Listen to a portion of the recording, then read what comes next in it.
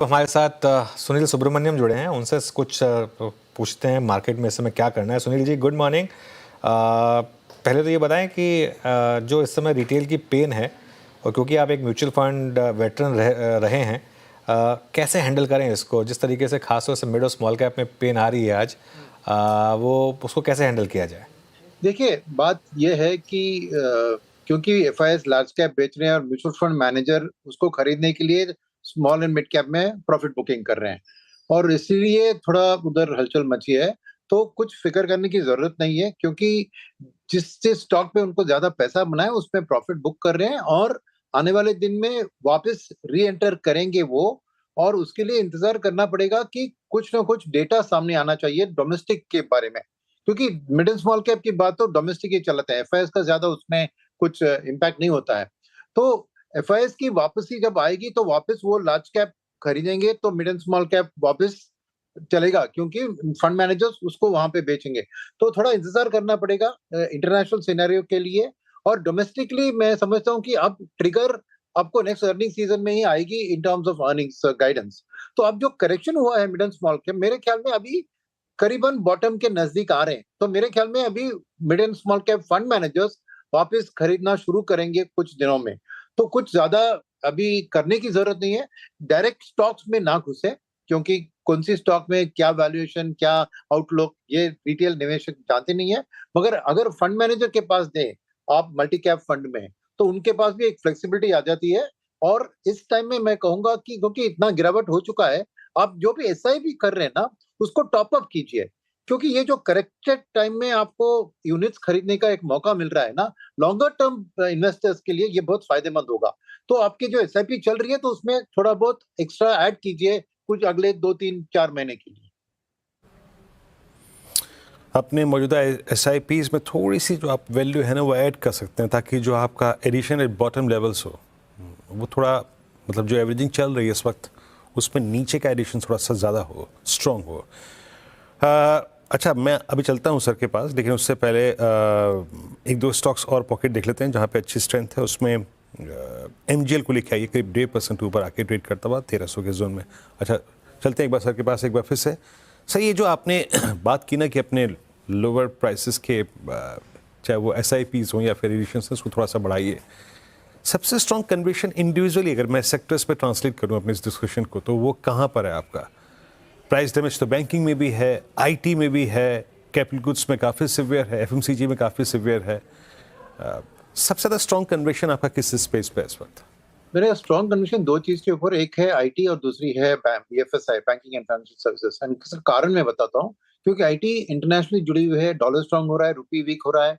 At the same time America revive हो रही है ग्रोथ में, तो आईटी बिजनेस अच्छी चलेगी।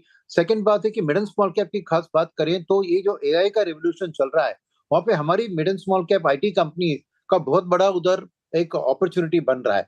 तो मेरे ख्याल में आईटी एक पॉजिटिव, क्योंकि एक्सटर्नल और एआई के कारण एक सपोर्ट मिल रहा है। और बैंकिंग एंड फाइनेंशियल सर्विस में कहूंगा कि देखिए, अभी भी प्राइवेट सेक्टर बैंक में वैल्यूएशन बहुत रीजनेबली लग रहे हैं। सेकेंड चीज है कि ये जो 1 लाख करोड़ का जो एक गिव अवे गया है फाइनेंस में, वो टाइम लगेगा मार्केट में अंदर में, बट वो दोनों तरफा आएगा, थोड़ी बहुत कंजम्पशन में आएगी और थोड़ी बहुत आपको सेविंग्स में भी आएगी।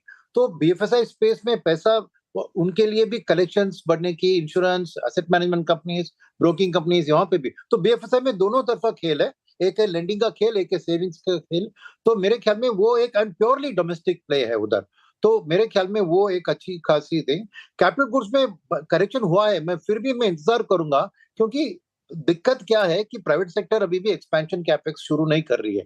और जब वो कंजम्पशन बढ़ेगी उसके बाद ही होगी, तो वो सेकंड ऑर्डर मैग्नीट्यूड में होगा। तो अब की जो एक उम्मीदों पे और ऑर्डर बुक लगेगा, ऐसी एक उम्मीदों पे कैपेक्स का साइकिल चला है, मगर थोड़ा डिले होगा उसमें।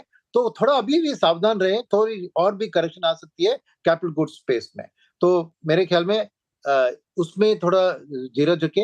अपने एफएमसीजी की बात उठाई, देखिए एफएमसीजी की वापसी, ये जो 1 लाख करोड़ का गिव अवे है ना, वो मैं ज्यादा कंज्यूमर डिस्क्रिप्शन में देख रहा हूँ, क्योंकि जो एक्स्ट्रा पैसा है उससे ईएमआई घटते हैं, तो आप लॉन्गर टर्म कार, घर, ऐसी चीजों पे इस्तेमाल ज्यादा करेंगे।